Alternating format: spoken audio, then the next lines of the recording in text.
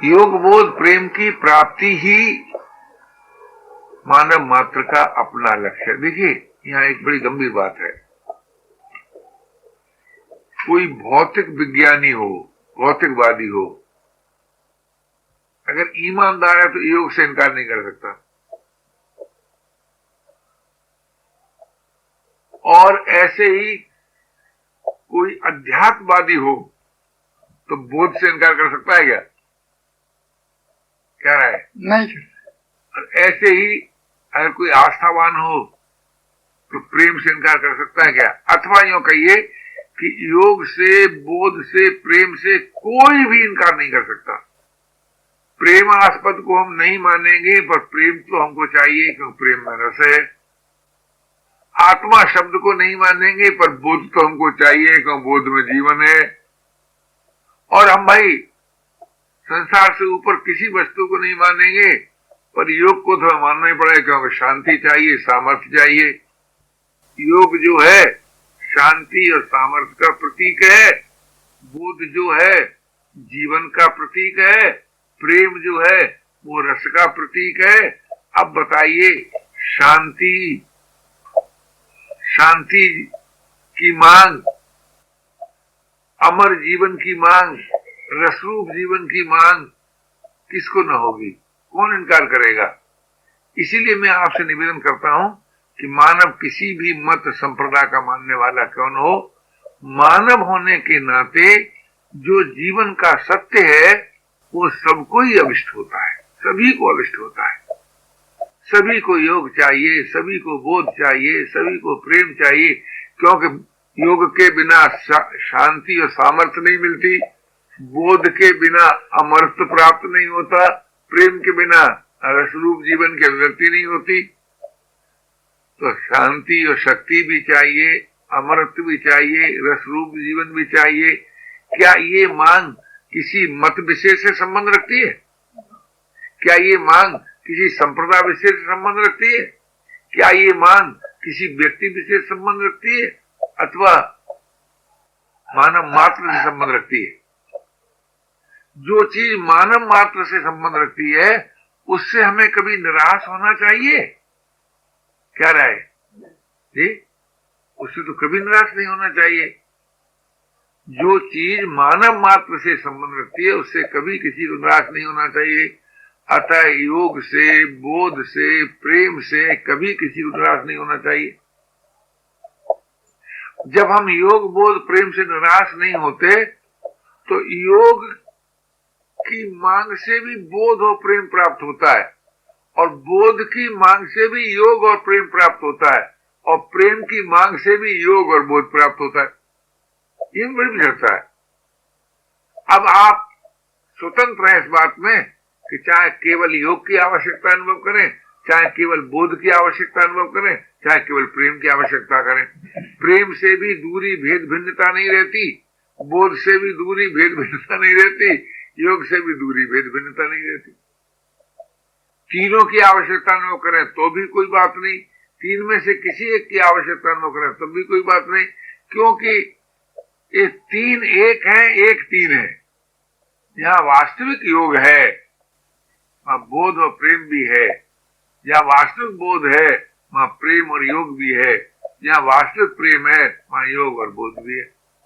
अगर ये सत्य आपको जचता हो, रुचता हो, पसंद आता हो तो इस पर मनन किया जाए, विचार किया जाए और जल्दी से जल्दी इस वास्तविक आवश्यकता को अनुभव किया जाए।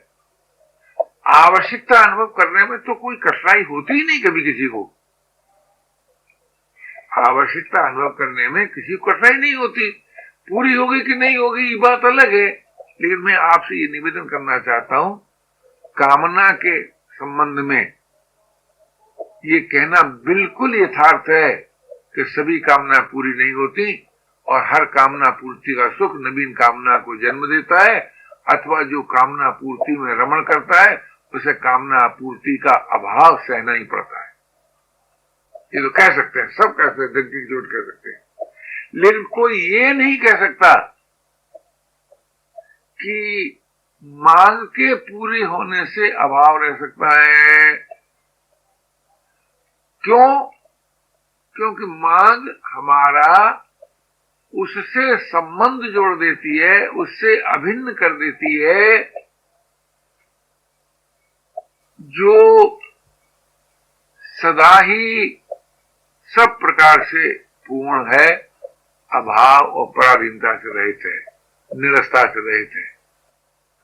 यानी मांग उस अविनाशी अनंत तत्व से संबंध जोड़ती है, कामना इस परिवर्तनशील, गतिशील, अभाव रूप दृश्य से संबंध जोड़ती है।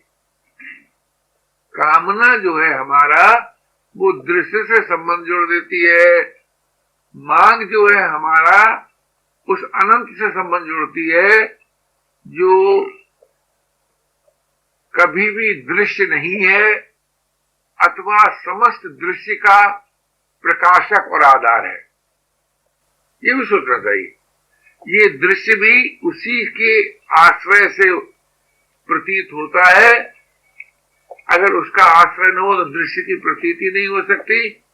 इसलिए हमारे गुरुदेव ने एक बड़ी सुंदर बात हमको बताई। कहा कि बेटा देखो,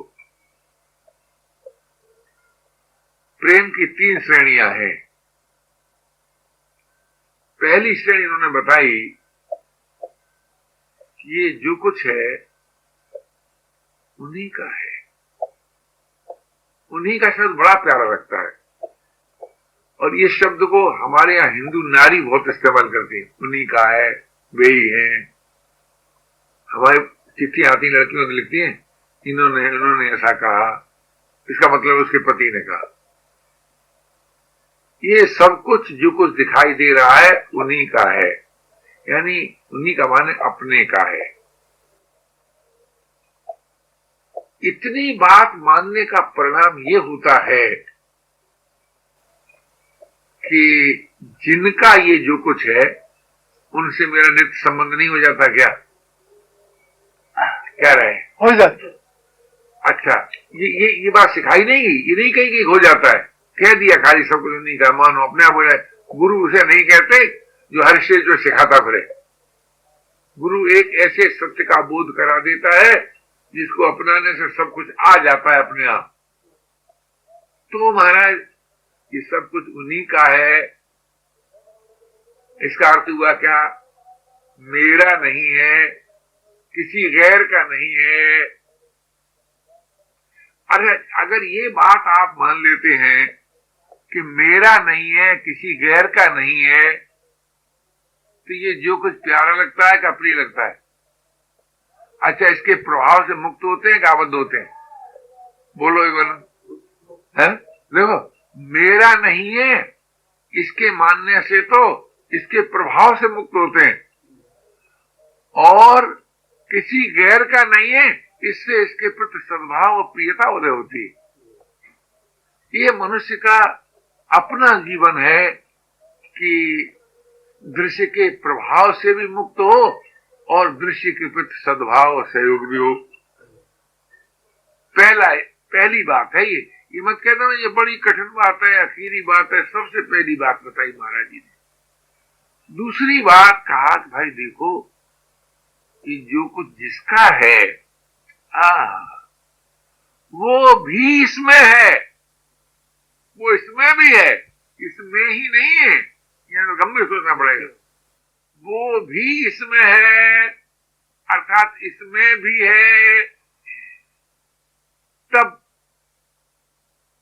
अपना कहीं दिखाई देता हो, विचार करके देखो, अपना कहीं भासता हो तो हृदय में प्यार उमड़ता है कि नहीं जी? अवश्य उमड़ता है। तो हृदय में प्यार जग जाता है। अरे हमारे परंपरा में, जिस परंपरा में शिष्याओं महात्मा थे, वो किसी को नारायण करके संबोधन करते, आओ नारायण। कोई आर्य समझ जाए, आओ आर्य नारायण, आओ सनातन नारायण, आओ जैनी नारायण, आओ हिंदू नारायण, आओ मुसलमान नारायण, आओ ईसाई नारायण, यो कहते थे, संबोधन करते थे। और उनकी बड़ी भारी गहरी निष्ठा इस बात में थी कि निज प्रभु मैं देखे जगत, निज प्रभु मैं देखे जगत। शासन करें विरोध, उसके हृदय में विरोध नहीं रहता, समता की गंगा लहराती है, उदारता की गंगा लहराती है, प्रियता की गंगा लहराती है, विरोध नहीं रहता। जहां विरोध नहीं है वहां समता है, उदारता है, प्रियता है। तो मैं आपसे निवेदन करता हूं, जब इस भाव से प्रीत का प्रभाव और बढ़ता है और बढ़ता है, तब आखिरी बात महाराज ने कही कि भैया देखो, फिर वे ही है, सब नहीं है। उसी जीवन का नाम है ज्ञान विज्ञान तत्वात्मा। हमारी राय में उसी जीवन का नाम है राधा और कृष्ण का विहार, उसी जीवन का नाम है सीता राम का विहार, गौरी शंकर का विहार। अगर ये बात आपको जचती हो, रुचती हो, तो इस गुरु वाक्य पर ध्यान दो कि सब कुछ उन्हीं का है, वे सब में भी हैं, सबसे परे भी हैं, और वास्तव में वे ही हैं, और कुछ है नहीं, होगा नहीं, हो सकता नहीं। उन्हीं में हमारा मैं योग होकर, बोध होकर, प्रेम होकर अभिन्न हो सकता है। ये जीवन का सत्य है। अगर आप चाहें तो इस सत्य को स्वीकार कर बड़ी सुगमता पूर्वक साधननिष्ठ हो जाए। अब जो चर्चा आपकी सेवा में निवेदन की, इस चर्चा में किसी को किसी प्रकार का विकल्प उठता हो, संदेह होता हो, तो उसे प्रकट करो। बुद्धिजन्य जो संदेह होगा उसका बुद्धिजन समाधान भी हो जाएगा। किसी ने एक बार हमसे कहा, तुम परमात्मा को सिद्ध कर सकते हो? हमने कहा कि अगर परमात्मा के न होने की आप 10 दलीलें करेंगे तो होने की हम 11वीं कर देंगे।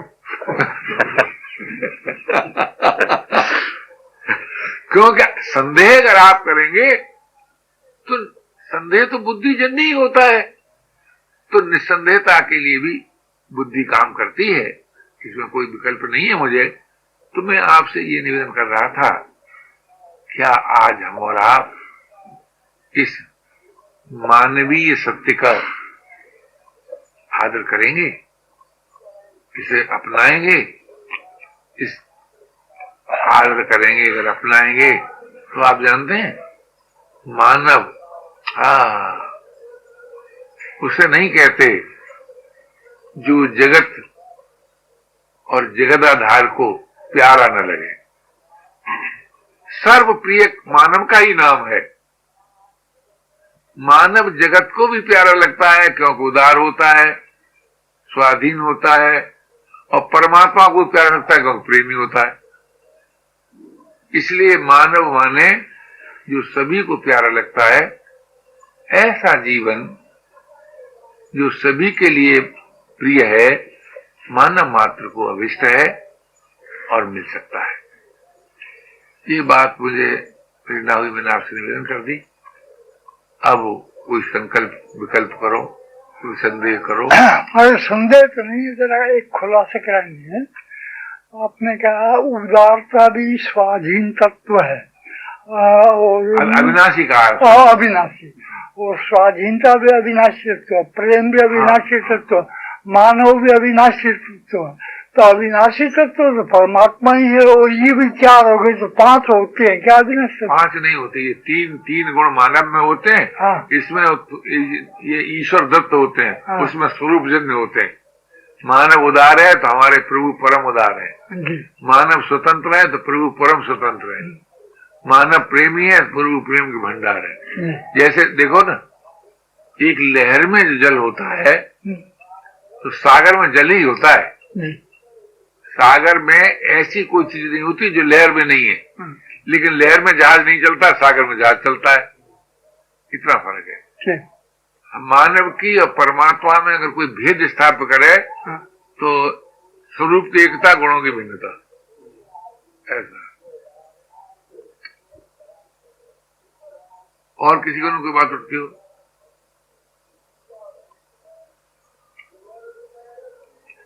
लहर और सागर में जल ही जल है, जल न लहर है न सागर है।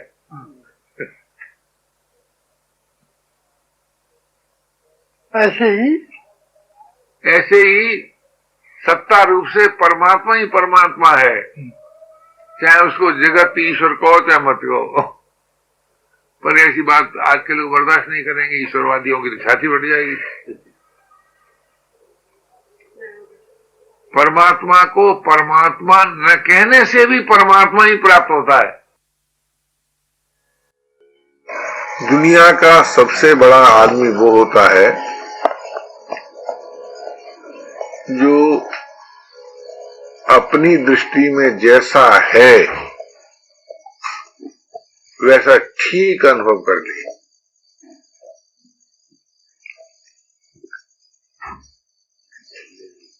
दूसरों की दृष्टि में अच्छा कहलाना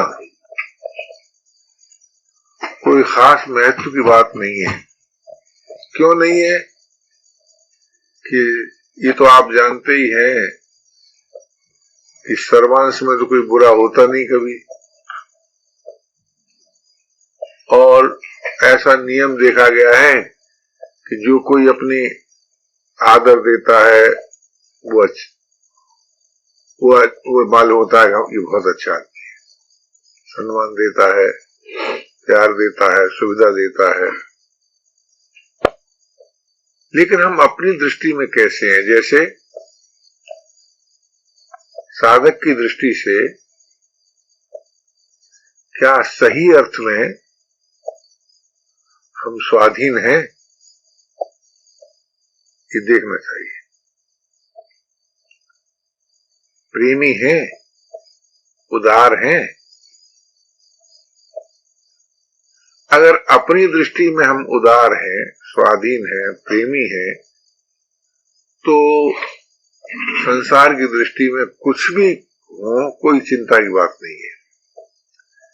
लेकिन अपनी दृष्टि में हो अनुदार, पराधीन, आसक्ति में आबद्ध, प्रेम नहीं होगा तो आसक्ति होगी, ये नियम है। स्वाधीन नहीं होगा तो पराधीन होंगे, ये नियम है।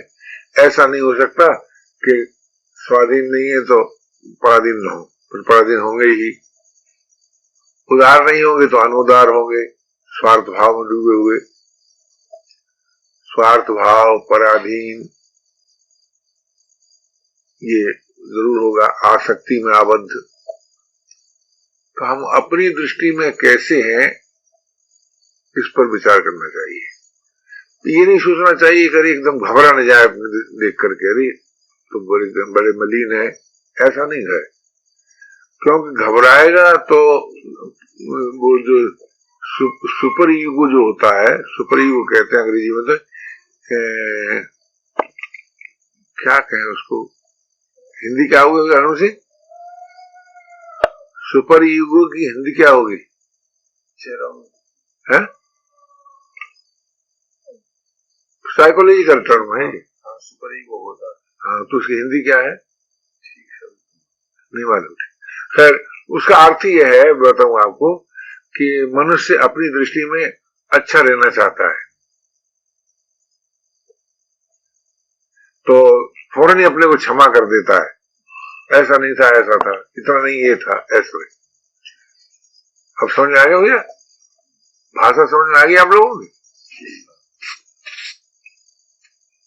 तो पहले अपनी तस्वीर देखना चाहिए। देखो, उदार, स्वाधीन और प्रेमी होने के लिए बहुत सा समय नहीं चाहिए, बहुत सी सामर्थ्य नहीं चाहिए, कोई परिस्थिति विशेष नहीं चाहिए। क्योंकि अगर इसके लिए समय चाहिए, सामर्थ्य चाहिए, परिस्थिति विशेष चाहिए तो वो सबका हक है ही नहीं। क्या मानव सेवा संघ के सिद्धांत में एक बात बताई गई है कि मानव होने के नाते जो जीवन मिल सकता है वो सभी मानवों को मिल सकता है। ये बात समझ आती है आप लोग? जी है? जी।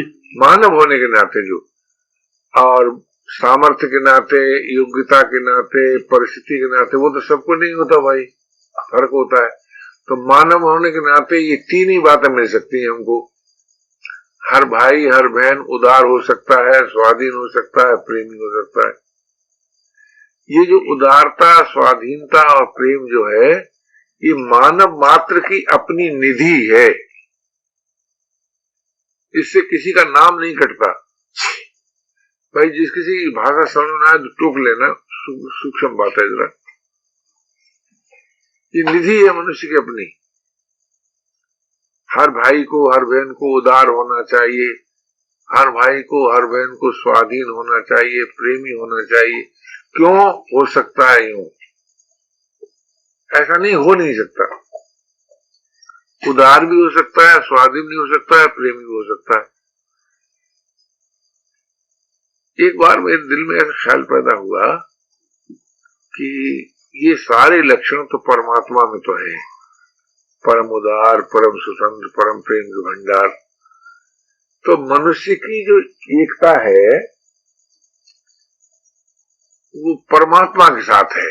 जातीयता, मनुष्य परमात्मा की जात का है, शरीर संसार की जात का है, आत्मा ब्रह्म की जात का है। वैसे अलग अलग करें तो आत्मा ब्रह्म दो चीज नहीं है। मनुष्य परमात्मा की जात एक है, शरीर और संसार की जात एक है। उसमें आत्मा ब्रह्म और मनुष्य परमात्मा का ये जो भाषा है, इसमें थोड़ा सोचना पड़ेगा। वो तो दार्शनिक भाषा है कि तत्व तो एक ही है, वही आत्म रूप से है, वही ब्रह्म रूप से है। और ये जो मानव शब्द जो है, इसमें कोई तत्व में तो कोई मांग नहीं होती। अनुमति समझ रहे हैं आप? तत्व में तो कोई मांग नहीं होती, लेकिन मानव में तो मांग होती है। तो मानव उदार होना चाहता है, क्योंकि उदारता से उसे रस मिलता है। स्वाधीन होना चाहता है, स्वाधीनता से उसे रस मिलता है। और प्रेमी होना चाहता है, क्योंकि प्रेम से उसे रस मिलता है। ये मानव का तो मानव जो शब्द है वो परमात्मा की जाति से मिलता है, और आत्मा जो शब्द है वो ब्रह्म की जाति से मिलता है, और शरीर जो शब्द है वो संसार की जाति से मिलता है। अगर आप ब्रह्मवित होना चाहते हैं तो आपको आत्मवित होना पड़ेगा, ऐसा नियम है। तो मानव की जाति एकता परमात्मा के साथ है। जिसके साथ हमारी जातीयता होती है उसी के साथ नित्य संबंध भी होता है, और जिसके साथ नित्य संबंध होता है वो अपना होता है।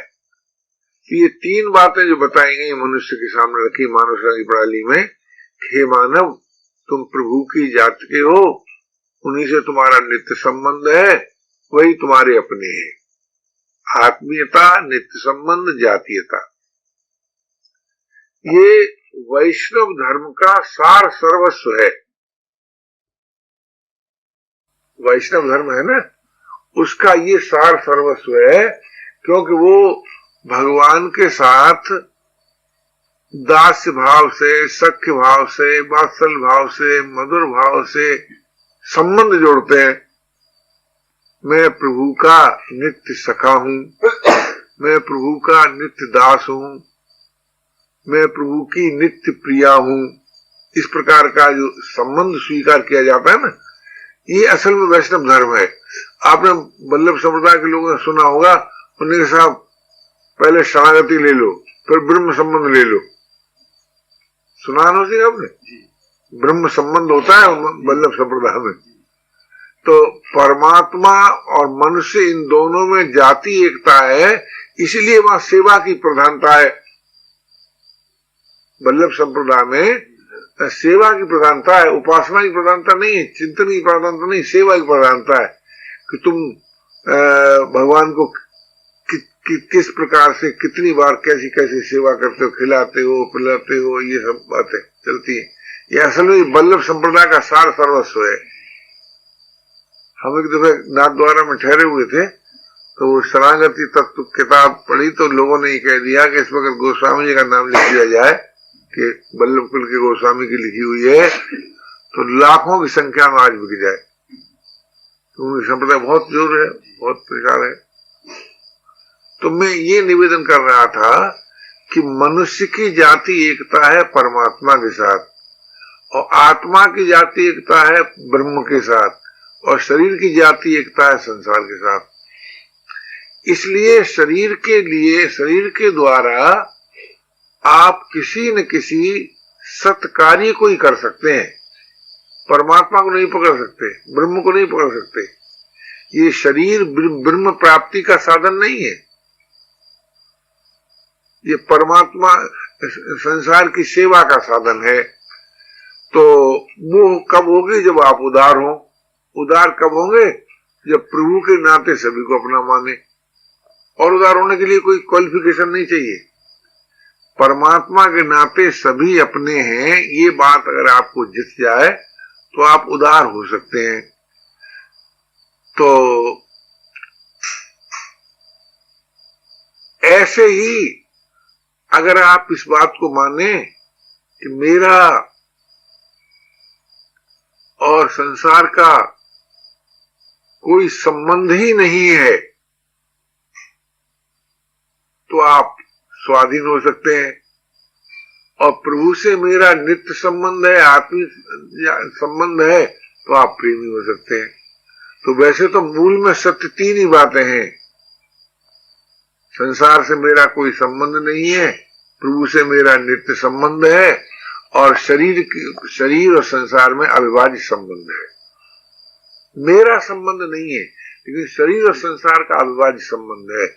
अगर ये सत्य आदि मान लेता है तो शरीर के द्वारा संसार के काम आता है। कैसे? बुराई रहित होकर, और कोई उपाय नहीं है काम आने का।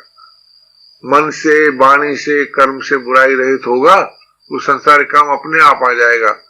संसार को जो चाहिए वो यही चीज चाहिए कि उसको ऐसा साथी चाहिए जिसमें बुराई न हो। बुराई का अर्थ क्या है? जो सुख का लोलुप न हो। सुख लोलुप को कहते हैं बुराई। बुराई का मूल है सुख लोलुपता।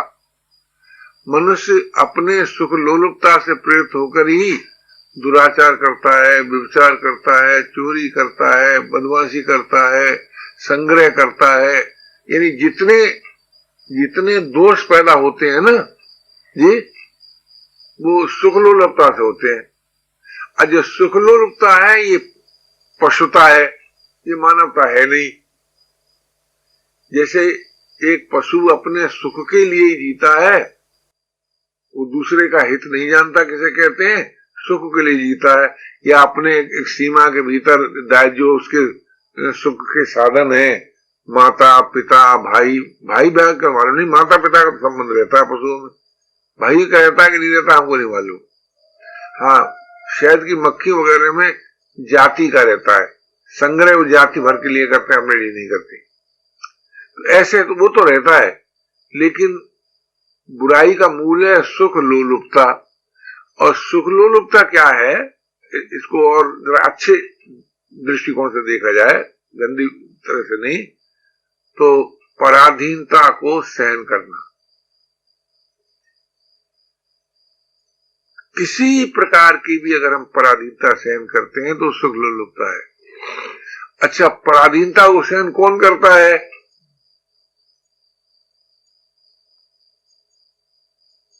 जो सभी के लिए उदार नहीं होता,